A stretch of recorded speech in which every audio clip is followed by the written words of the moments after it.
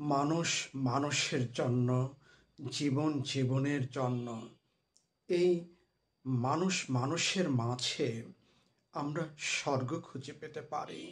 তাহলে এই মানুষের মাঝে স্বর্গ খুঁজে পেতে হলে আমাদের কি করতে হবে? আমাদেরকে পারস্পরিক সম্পর্ক বিনির্মাণ করতে হবে।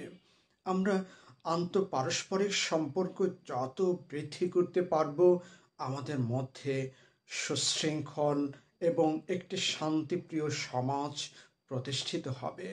তাহলে এই মানুষের মধ্যে একটি শান্তিপ্রিয় তথা একটি সুনিয়ন্ত্রিত জীবন ব্যবস্থা, যেখানে সকলের মাঝে পারস্পরিক সম্পর্ক বিরাজ করবে, তার জন্য আমাদের কি কি করতে হবে? প্রথমেই যে কাজটি করতে হবে সেটি হচ্ছে একটি মাধুর্যপূর্ণ ব্যবহার। আমরা যদি একে অন্যের সাথে ভালো ব্যবহার করতে পারি, মাধুর্যপূর্ণ আচরণ করতে পারি এবং আমাদের চারিত্রিক বৈশিষ্ট্যের উত্তম অবস্থাটি প্রদর্শন করতে পারি, তাহলেই মানুষ মানুষের মাঝে এই পারস্পরিক সম্পর্কটি বিনির্মাণ হবে। আমরা পারস্পরিক এক সুশৃঙ্খল পরিবেশ দেখতে পাব। লক্ষ্য করুন, যে ঢিলটি আপনি ছুঁড়ে মেরেছেন ওটি ফেরত আনার কোনো উপায় নেই।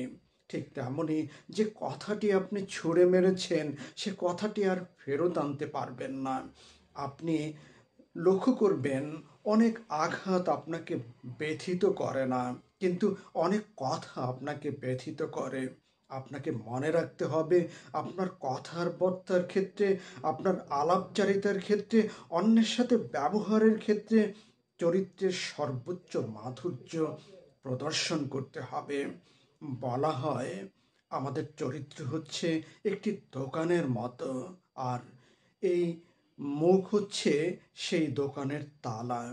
এই তালা খুললে বোঝা যাবে যে এটি স্বর্ণের দোকান নাকি কয়লার দোকান। আমরা অন্যদের মাঝে আমাদের আলাপচারিতায় লিপ্ত হব, আমাদের ব্যবহারের অবস্থা প্রদর্শন করব, আমাদেরকে অন্যদের মাঝে উন্মুক্ত করব, তখনই বোঝা যাবে আমরা কোন মাপের মানুষ। তাই আমাদের উচিত আমাদের সর্বোচ্চ ভালো ব্যবহারটি অন্যের মাঝে প্রদর্শন করা, অন্যের সাথে আমাদের প্রদর্শন করা উচিত। লক্ষ্য করুন বাজার ব্যবস্থার দিকে, সেখানে অনেকগুলো দিক আছে, কিন্তু সবচেয়ে গুরুত্বপূর্ণ দিক হচ্ছে পারস্পরিক লেনদেন।